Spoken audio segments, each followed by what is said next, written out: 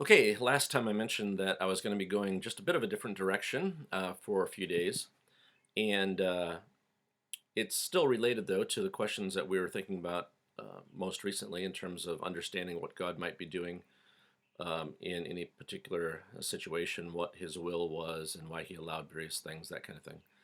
Um, but it's more specific than that, specific to discerning God's will for ourselves.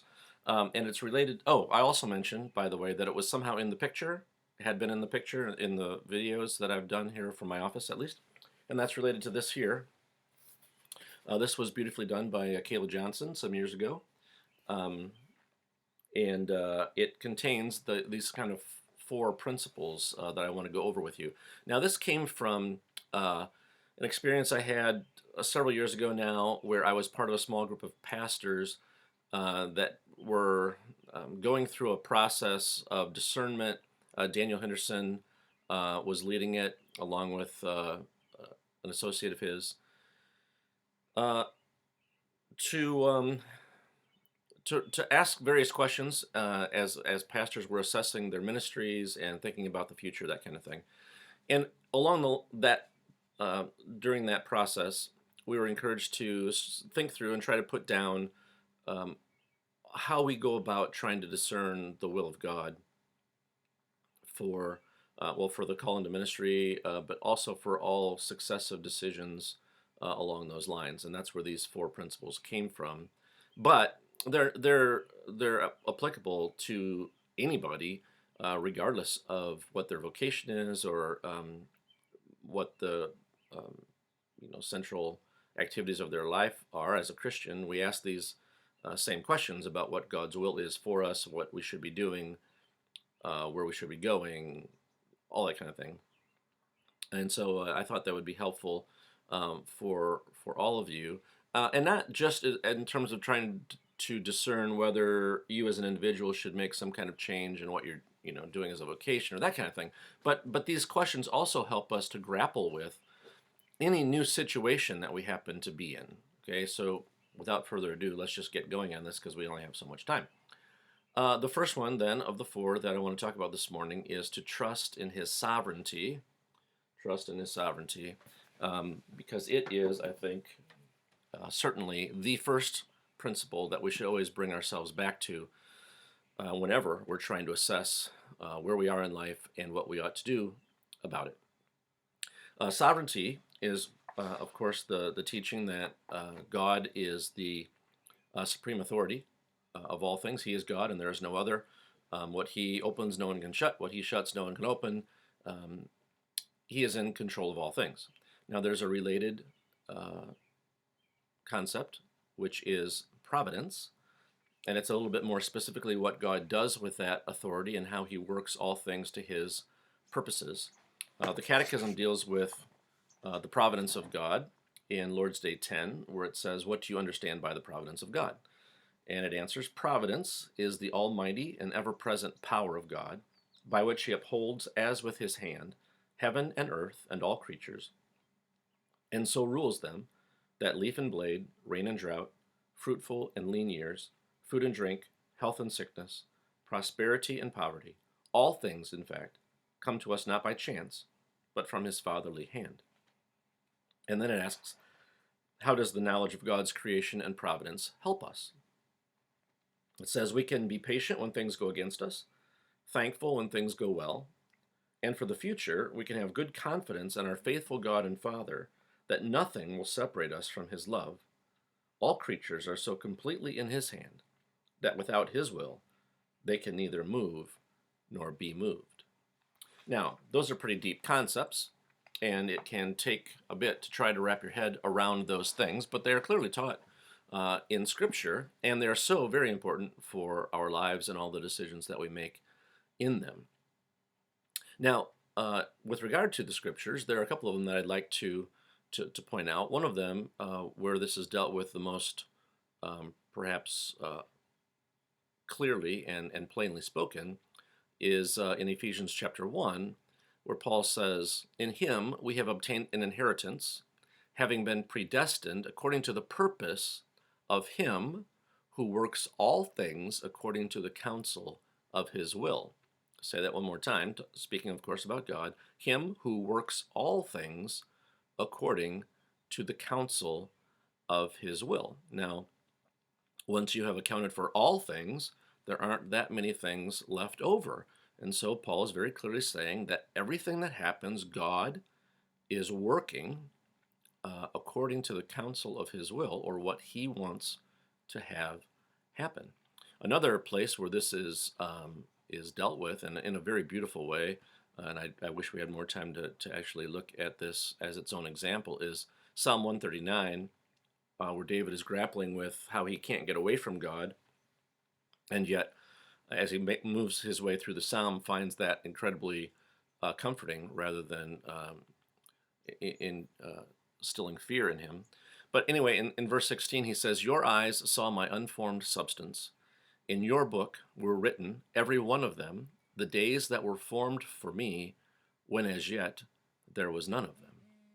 So both of those places clearly describing how God is in complete control and he is working all things according to his purposes. Now, let's talk just a little bit about the benefits of this and why it is that I think that this particular principle is something that we should always start with regardless of whatever situation we might happen to be facing, or really whatever decisions that we may be facing as well. And the overall reason, I think, is because it creates an abundance of calm and peace. Calm and peace, regardless of whatever situation it is or whatever decision that might have to be made. It's wonderful to be able to bring into that situation an abundance of calm and peace, and this reflection certainly does that, God is sovereign, and he is sovereign over your life.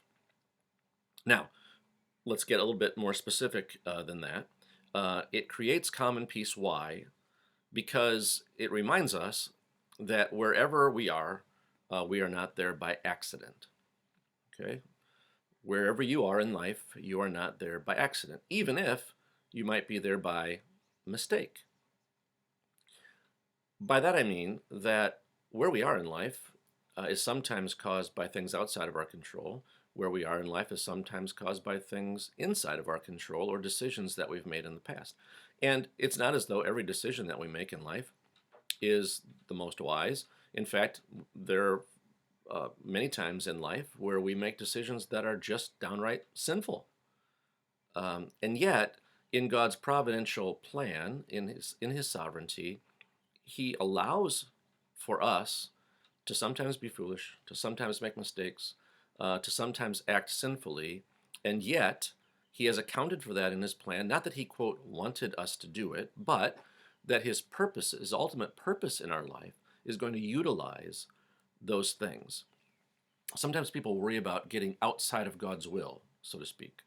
Now, there's a way that you can do that. We'll talk about that in the next video. But with regard to his overall plan, his perfect plan, there's no way to get outside of his will. Because the only things that are going to happen are things that are according to his will. That is that overall plan for us and for all things. And it's very helpful when you're facing any kind of situation or circumstance to remind yourself that you're not there by accident, even if you're there by mistake. You're there because God has ordained for you to be in that situation. And that, I think, brings an enormous amount of peace and calm to begin with. The other thing that this helps us with is grappling with things in our past. Sometimes people have a very difficult time grappling with things that they've done in the past, things that they're not very proud of, that kind of thing. And recognizing that you're not here by mistake, especially, so if you're trying to discern the will of God, then I'm assuming that you're trying to face life now the way he would want you to face it.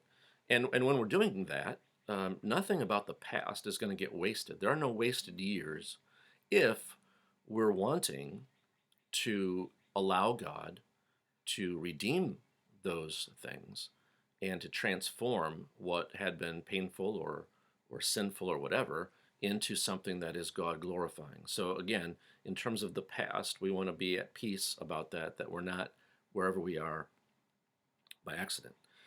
Um, the other thing is that we can become truly grateful or thankful for the gifts that He has given us. Those gifts might just be natural gifts that He's given us, or um, the gift of experiences or training or whatever it might happen to be, the kind of upbringing that we received, those kinds of things. And so, trusting in His sovereignty creates a certain kind of humility, because you know that nothing about your past.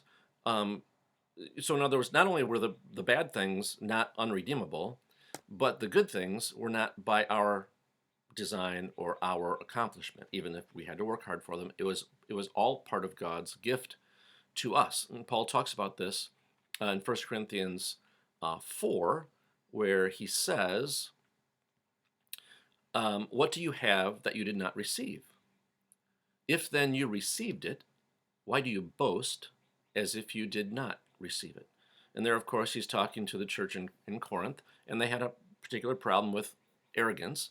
And he's reminding them that everything that they have, everything about their past that is good and they've been given, that is good, was given. And it's not theirs to boast about. And so it creates, trusting in His sovereignty, recognizing His sovereignty, creates that kind of humility about who you are, about what you have, and what you've been given throughout the past. And then, as you begin to think about addressing the situation that you're in or walking into the future, this trusting in His sovereignty creates a great confidence, along with a sense of responsibility. Confidence and responsibility. And in Luke chapter 12, verse 48, Jesus says, "Everyone to whom much was given, of him much will be required. And from him to whom they entrusted much, they will demand the more." There is a kind of responsibility that you have when you recognize God's sovereign control over your life and the things that He has given you, whether through natural giftedness or training or experience, or whatever it might happen to be, opportunity, but also a sense of confidence that that since He is sovereign over your life and has a plan to make something out of your life for His glory, that whatever situation you're in is also part of that. And wherever you're going to be tomorrow is going to be part of that. And so He's been giving you the things that He knows you need to face the things that are coming up or the things that you're facing right now. And so, along with this knowledge that what you're facing is no accident, you also can be confident that what you're facing, you're somehow prepared for. Think of that. What you're facing is not only no accident, what you're facing, you've somehow been prepared for because of His sovereign, providential control over your life. And so you can engage it knowing that you're not there by accident. He has you there. He wants to use you there. He's going to use all that you are, all the experiences that you've had, good and bad, and He's going to marshal those things in you to help you accomplish where He's brought you today and where He will bring you tomorrow. I don't know that there is a more optimistic or confident kind of thought than to think about and to trust in God's sovereignty. His sovereignty, His providential care over your life in every aspect, including today and what you face today and tomorrow and what you will face tomorrow, as He continues to work out His perfect plan in your life. And so as we face today, trusting in His sovereignty, we can face today with peace. We can face it with calm. We can face it with gratefulness and assurance that the mistakes of the past have been allowed, that obviously the sins of the past are covered in His grace, that it's all part, He's going to redeem those things as we give Him our surrendered lives, as He leads us forward, and we can go there with confidence and resolve. So that's the first principle, and we will get to the second one next time.